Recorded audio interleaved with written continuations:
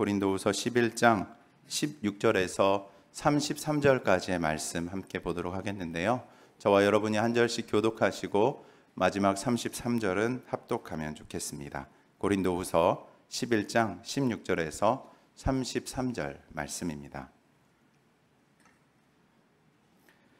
내가 다시 말하노니 누구든지 나를 어리석은 자로 여기지 말라. 만일 그러하더라도 내가 조금 자랑할 수 있도록 어리석은 자로 받으라.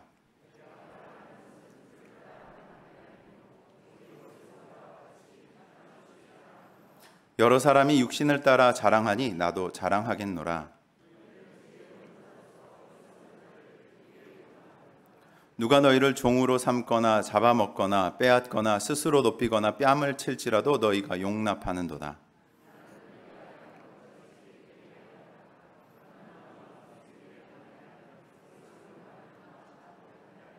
그들이 히브리인이냐 나도 그러하며 그들이 이스라엘인이냐 나도 그러하며 그들이 아브라함의 후손이냐 나도 그러하며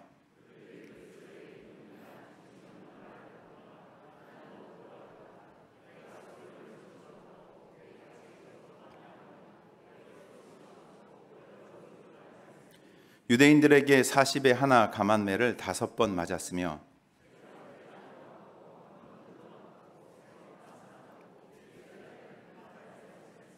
여러 번 여행하면서 강의 위험과 강도의 위험과 동족의 위험과 이방인의 위험과 신의 위험과 광야의 위험과 바다의 위험과 거짓 형제 중의 위험을 당하고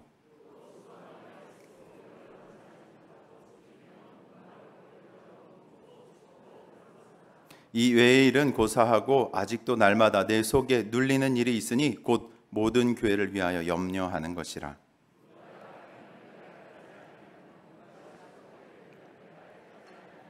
내가 부득불 자랑할진대 내가 약한 것을 자랑하리라.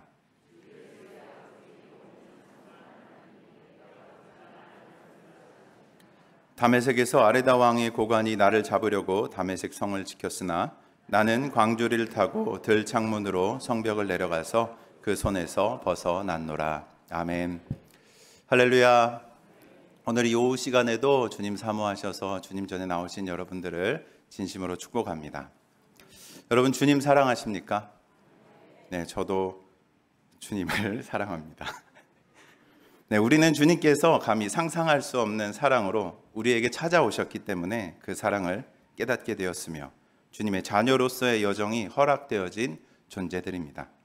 주님의 사랑으로 살아가는 삶이 바로 성도들이 누려야 할 최고의 삶이며 우리의 인생의 본질이라 감히 말씀드리고 싶습니다.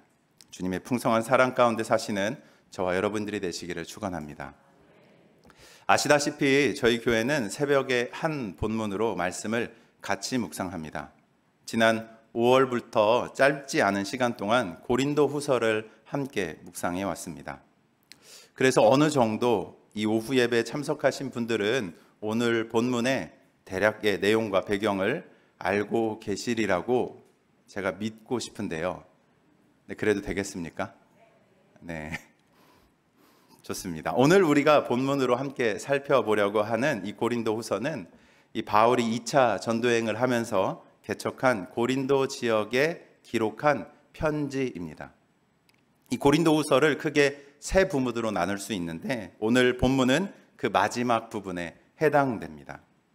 아마도 묵상을 함께 해오신 분들이라면 이제 바울과 고린도 교회의 관계가 다시 회복되어졌음을 아실 것입니다. 바울의 영적 아들과도 같은 디도가 그 소식을 전해주는데 이제 고린도 교회는 바울이 다시 방문하기를 기대하며 바울의 권면을 전적으로 받아들이게 되었음을 확인하게 되죠. 다시 말해 이전에 불편했던 관계가 회복되어졌고 아주 좋은 분위기에 따뜻한 말들이 기록되어져 있습니다. 그런데 이런 분위기가 후반부 특별히 이 10장부터 급격하게 바뀌는 것을 보게 됩니다. 얼마나 바울의 어조가 급하게 그리고 격하게 바뀌었는지 혹자는 과연 이것이 바울이 기록한 것이 맞는가 하는 의문을 가지고 이 부분을 바울이 기록한 것이 아닐 것이다 라고 말하기도 하고 혹은 지금 좋은 분위기에 쓰여진 것이 아니라 다른 시간대에 기록된 내용이 첨부된 것이다 라고 주장하기도 합니다. 이렇게 생각할 수 있을 법합니다. 왜냐하면 바울의 다른 모든 서신들을 살펴보아도 이렇게까지 바울이 격해진 적이 있을까 싶을 정도로 과격하고 공격적인 어투로 기록되어져 있기 때문이죠. 저도 이 말씀을 보면서 왜 이렇게 바울이 말하고 있는지 의아해지기도 하였으나 이 바울과 고린도 교회 관계를 다시 생각해 보니 충분히 그럴 수 있겠다 하는 생각을 하게 되었습니다. 바울은 고린도 교회를 참으로 사랑했습니다. 물론 자신이 개척한 다른 여러 교회들도 사랑했지만 특별히 이 고린도 교회에 가진 애정이 컸던 것으로 보여집니다.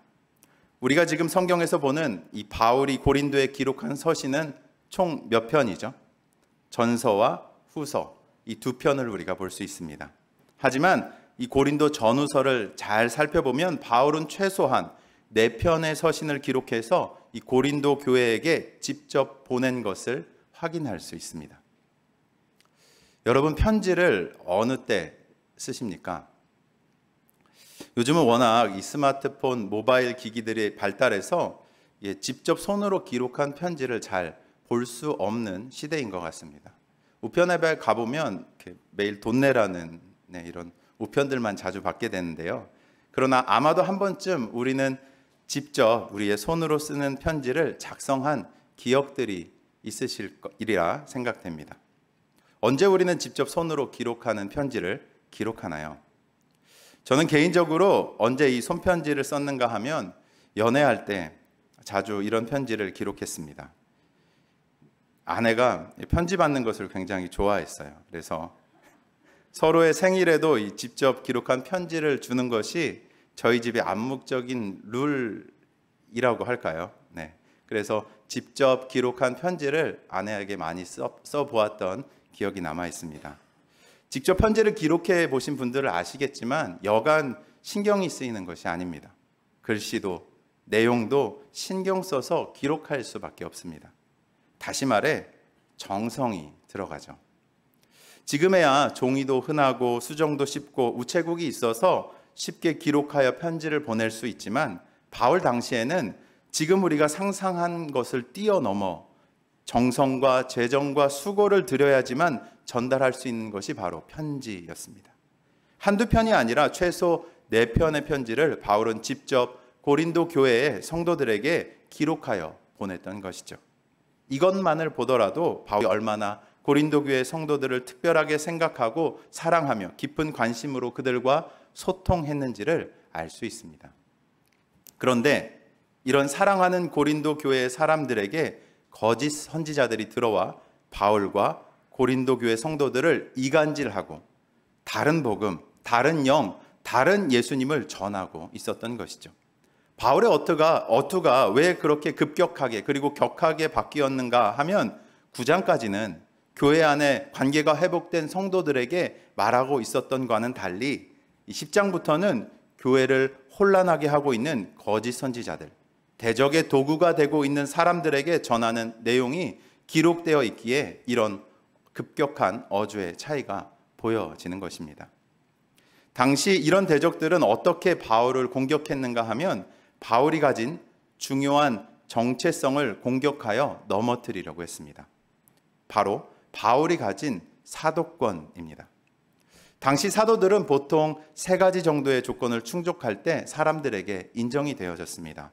먼저로 예수님의 제자로 직접 그분의 가르침을 듣고 함께 했던 사람들을 사도로 인정했습니다. 둘째로 표적과 기사와 능력을 행하는 사람, 그리고 마지막으로 순교와 헌신의 사역을 통해서 인정받는 자들이 사도로 여김을 받았던 것을 말씀을 통해 우리는 확인해 볼 수 있습니다. 대적들은 이 바울의 사도권을 집요하게 물고 늘어집니다. 실은 이것은 바울에게 굉장히 아픈 부분이었습니다. 자신이 예수님을 만나기 전 교회를 핍박하던 자였고 성도들을 체포하여 공회에 넘겼으며 스데반 집사의 순교 시 보증인의 역할을 했던 과거가 있었기에 더욱더 그러했을 것입니다. 초대교회 안에서도 일부 사람들은 바울의 회심을 믿지 않고 의심했습니다. 어느 정도 이해는 되죠. 바울이 그간 해왔던 일들을 보면 충분히 그럴 수 있습니다. 하지만 바울이 교회를 파멸시키기 위해 위장하고 있는 것이라는 의심의 눈초리를 끝까지 거두지 않는 사람들이 있었고, 바울의 사역을 통해 하나님께서 하시는 놀라운 증거들이 드러남에도 불구하고 바울을 부정하는 사람들이 있었던 것이죠. 고린도에 나타난 대적자들은 바울이 모으고 있는 헌금에 대해서도 공격합니다. 그가 사역을 위해서 성도들이 모아준 돈을 쓰고 있으며 그에게 헌금을 해서는 안 된다라고 교회를 선동합니다. 이 당시 예루살렘 교회는 도움이 절실히 필요하던 상황이었습니다. 이 연보를 통해서 교회의 하나됨을, 그리스도의 몸이 하나임을 발견해야 하는 중요한 하나님의 계획이 이 가운데 있었던 것이죠. 이 연보는 분명한 하나님의 계획이자 손길이었습니다. 그렇기에 이 연보를 공격하고 바울을 공격했던 자들은 하나님의 사역을 방해하는 자요, 사단의 수단이 되었던 것이죠. 또한 그들은 바울의 외모와 말투를 헐뜯습니다. 참으로 치사합니다. 사람의 정체성, 사역, 외모를 헐뜯고 공격해서 바울이 전했던 예수님의 복음의 메시지 자체를 부정하게 만들죠. 이렇게 거짓 선지자들, 대적들의 교묘하고 치졸한 공격들이 계속되다 보니 바울이 사랑으로 직접 세운 고린도 교회가 혼란해졌던 것입니다. 그렇기에 더욱 좋은 말이 나갈 수 없습니다. 과격하고 격한 어투로 편지가 기록되었던 것이죠. 10장부터 이 13장은 이런 배경에서 읽어보면 말씀이 더 와닿습니다. 사랑하는 교회의 성도들을 공격하는 대적자들에 대해서 바울 자신이 스스로를 변호하고 그들을 꾸짖고 있는 것이죠. 오늘 본문으로 함께 나누고 있는 내용을 살펴보면 바울 자신이 사도로서 직접 경험했던 것을 기록하고 있습니다. 16절에서 18절 말씀을 보면 대적들은 바울을 어떻게 공격하는가 했냐면 어리석은 자라 칭하면서 바울을 공격했던 것 같습니다. 그런 그들의 공격에 대해서 바울은 이렇게 말합니다. 그들이 나에 대해서 어리석은 자라 말한 것을 내가 알고 있다. 그렇다면 내가 그 장단에 맞추어 그 어리석은 사람들처럼 나도 자랑을 좀 해보겠다라고 말합니다. 자랑은 어리석은 자들이나 하는 것이지만 내가 그럼에도 자랑을 해보겠다. 세상 사람들이 육신을 따라 자랑을 하니 나도 그들의 어리석음을 따라 그런 자랑을 한번 해보겠다고 바울이 말합니다. 그렇게 자랑하려는 이유가 19절과 20절을 통해 기록됩니다. 왜 바울이 자랑하는 것이 어리석은 일이라 말하면서도 자랑을 시작하려는가 하면 거짓 교사들이, 대적들이 앞서 말씀드렸던 그런 어리석은 말들로 바울을 공격했을 뿐더러 그로 인해 성도들을 혼란하게 하고 종으로 부리며 착취하고 이용하고 업신여겼기 때문입니다. 오늘 본문을 보면 거짓 선지자들은 무엇을 자랑하며 성도들에게 다가가죠? 무엇을 자랑합니까? 히브리 혈통, 이스라엘 사람이라 말합니다. 또한 아브라함의 자손이기에 자신이 특별하며 말할 권리가 있고 내가 진리를 전할 수 있노라 라고 말합니다. 유대 혈통의 이스라엘에서 온 선생들이 바울을 공격했던 것이죠. 바울은 그들의 자랑에 대해서 이렇게 대답합니다. 그들이 그렇게 말했습니까? 그렇다면 나도 그렇습니다. 나도 히브리 혈통이고 나도 이스라엘 사람이고 나도 아브라함의 자손입니다. 자랑으로 여러분들을 혼란하게 하는 그들에게 나는 결코 뒤지지 않습니다. 그들이 스스로 그리스도의 일꾼이라고 말합니까? 내가 정말 이렇게 말하는 게 정신 나간 사람처럼 말하는 것 같지만 나는 그들이 말하는 것보다 더 그리스도의 일꾼으로 나는 살아왔습니다. 라고 22절, 23절을 통해서 바울은 자신을 변호하죠. 이어지는 내용은 바울이 어떤 고난을 당했는지를 기록합니다. 바울이 온갖 고난을 당한 이야기를 스스로 기록하고 있습니다. 우리는 이 부분, 이 말씀을 읽다 보면 아니, 이 부분에서 갑자기 왜 이런 내용이 기록되어 있지라는 생각을 해야 합니다. 바울이 지금 자랑하는 내용이 무엇인가? 잘못된 것이 아닌가라는 생각 말입니다. 바울은 내가 얼마나 스스로 영광스러운 일을 성취했는지, 나를 통해서 몇 개의 교회가 개척되었고 얼마나 많은 사람들이 회개하고 하나님께 돌아왔으며 내가 이런 일들이 거짓 선지자들이 했다고 주장하는 것보다 더 위대한 일인 것임을 자랑했어야 했습니다. 그것이 일반적인 상식이죠. 일반적으로 우리는 더 큰 일을 한 사람을 높이고 추앙하고 받들기 때문입니다. 그렇기에 바울은 위대한 일, 그들이 행했던 것보다 더 놀라운 일을 자랑했어야 했습니다. 그래야 대적자들이 꼬리를 내리고 공격을 멈추게 될 것이기 때문입니다. 허나 바울은 자신이 자랑을 한다고 말하며 오히려 수치스러운 이야기를 기록합니다. 오늘 본문으로 정한 마지막 부분 32절, 33절의 말씀을 보면 바울이 광주리를 타고 돕는 사람들이 그 광주리에 탄 바울을 성벽에서 내려주어 도망쳤다라는 이야기를 기록합니다. 이 내용은 사도행전 9장 후반부의 내용과 관련이 있습니다. 바울은 회심 후 아라바 광야에서 3년의 시간을 보냅니다. 그 시간을 보내면서 자신이 만났던 부활하신 예수님과 그동안 자신이 율법 하나님의 말씀이라고 배워왔던 구약의 말씀을 다시 돌아보기 시작합니다. 그리고 나서 무슨 일을 가장 먼저 시작하는가 하면 바로 예수님이 하나님의 아들이심을 전하기를 시작합니다. 이 기록된 사건은 바울이 회심한 후에 처음으로 복음을 전할 때 일어났던 일입니다. 바울이 처음 복음을 전하는데 다메섹에서 아레다 왕의 신하가 와서 바울을 잡으려 하고 바울은 그를 피해서 성벽에서 몰래 내려갔다라고 말하는 것이죠. 아마 영화에서 이런 장면 보셨을지 모르겠습니다. 고대 전쟁에서는 성벽을 점령하면 승리하게 됩니다.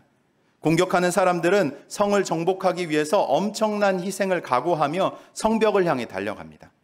빗발치는 화살들을 지나서 성벽에 사다리를 겁니다.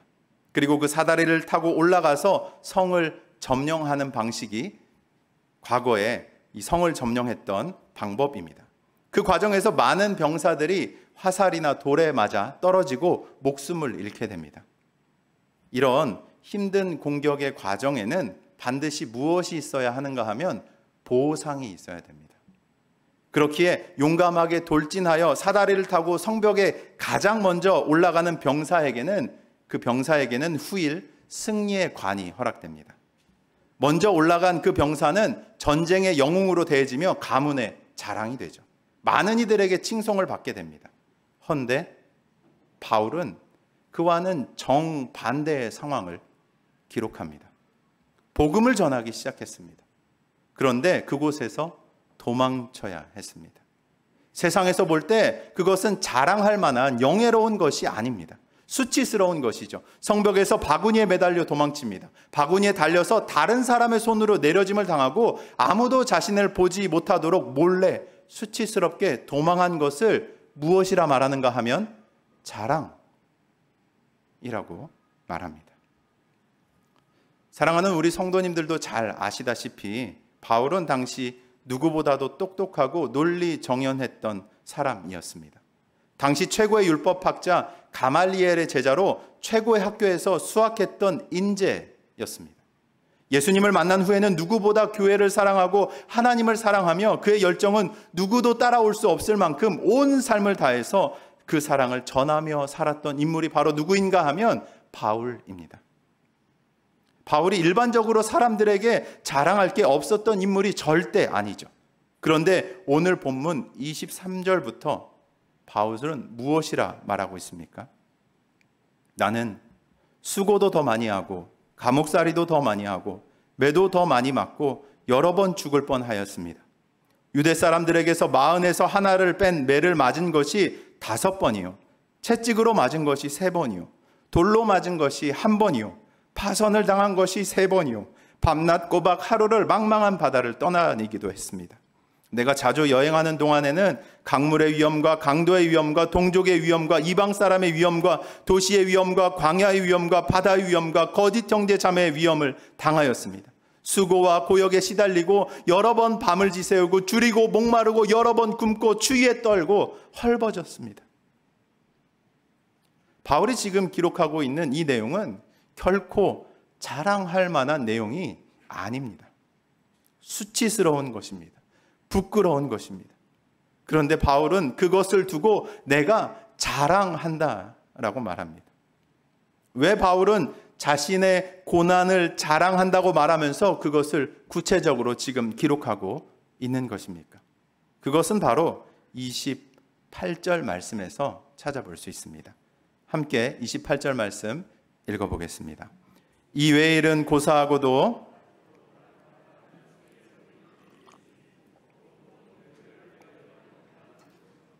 아멘. 바울에게 무엇보다도 자신을 날마다 짓누르고 있는 걱정이 있다고 말합니다. 지금까지 나열한 경험보다 수많은 어려움과 수치스러운 일보다 더 큰 걱정이 자신을 그냥 누르는 것이 아니라 짓누르고 있다고 말합니다. 무엇이 바울을 짓누릅니까? 그것은 바로 교회에 대한 염려였습니다. 바울은 예수를 믿는 자들을 체포하기 위해 다메섹으로 가는 길에서 예수님을 만납니다. 바울은 부활하신 예수님께 직접 부름을 받아 사도가 되었습니다. 당당히 자신의 사도권을 변증할 수 있는 능력과 실적이 있는 사람입니다. 그러나 바울은 그렇게 하지 않습니다. 왜입니까? 그 이유는 바로 오직 하나, 교회를 염려하고 사랑하는 마음 때문이었습니다. 문제가 많고 교만한 자들이 있는 고린도 교회에게 진짜 세상에서 말하는 자랑으로, 실력으로 그들을 찍어 누를 수 있는 수많은 이야기들을 바울은 쏟아낼 수도 있었지만 한마디도 자기 자랑을 하지 않습니다. 도리어 자랑을 하는데 그것은 보통 사람들이 하는 자랑이 아닌 자신이 가진 부끄러움을, 수치를, 바로 약점을 나는 자랑하겠다라고 말합니다. 나는 다른 것을 자랑하는 것이 아니라 그리스도가 사랑하는 교회를 위해 내가 당한 고통과 순환을 자랑하겠다라고 말하는 것이죠. 네, 그것이 바울의 자랑입니다. 이것은 거짓 사도들이 도무지 흉내낼 수 없는 것이었습니다. 왜냐하면 거짓 사도들은 자신을 스스로 높이는 사람들이며 자신을 큰 사람으로 보이기 위해서 자신의 업적을 자랑하고 그것을 위해서는 다른 복음, 다른 예수를 전했던 사람들이기 때문입니다. 사랑하는 대연의 성도 여러분, 우리는 우리의 입술로, 우리의 삶으로 무엇을 전하고 있습니까?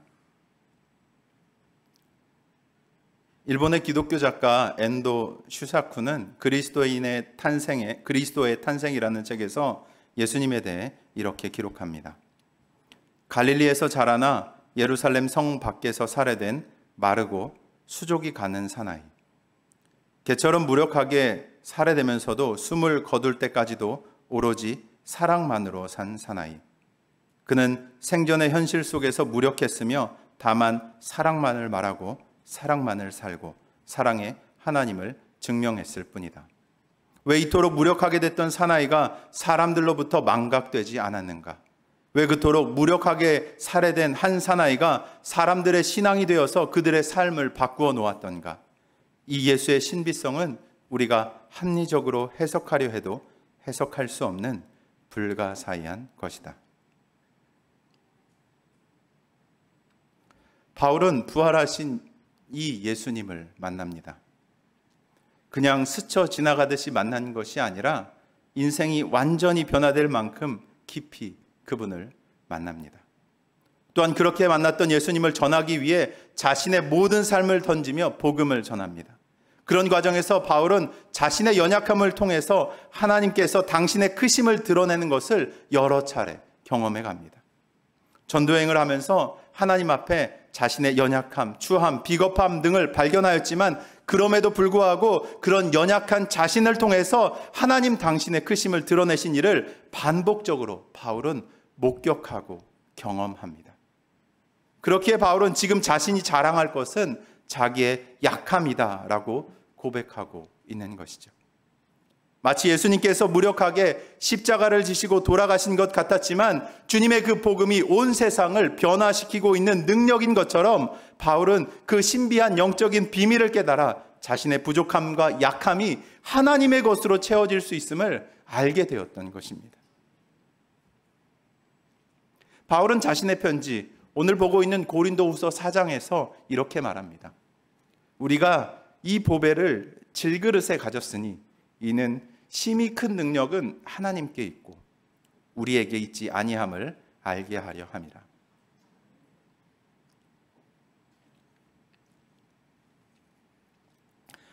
우리가 이 보배를 질그릇에 가졌으니 이는 심히 큰 능력은 하나님께 있고 우리에게 있지 아니함을 알게 하려 함이라.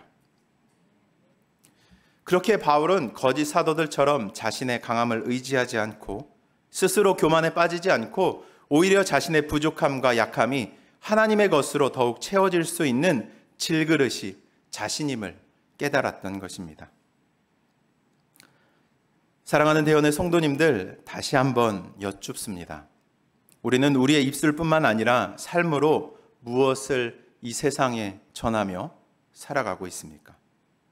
지금 이 순간 어떤 걱정이 여러분에게 있습니까? 그것은 나에게 집중된 걱정입니까? 아니면 하나님의 공동체를 돌아보는 걱정입니까? 내 안에 그리스도의 사랑이 넘치고 있습니까?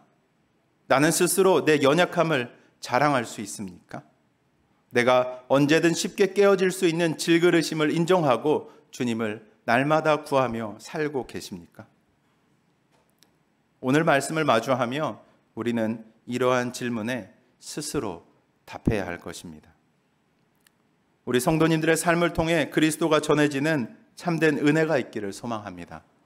저와 여러분의 삶을 통하여 약할 때 강함 되시는 예수님의 은혜가 흘러가기를 축복합니다. 세상의 모든 사람들처럼 나 스스로가 하나님 되어 모든 것을 판단하고 결정하며 교만함으로 살아가지 않기를 간절히 바랍니다. 스스로를 잘난 사람으로 여기고 스스로를 높이는 어리석음을 범하지 않고 질그릇 같은 우리 삶에 보배로운 구주를 모시고 겸손하게 그분을 섬기고 드러내며 사는 저와 여러분들이 되시기를 간절히 주의 이름으로 축원합니다.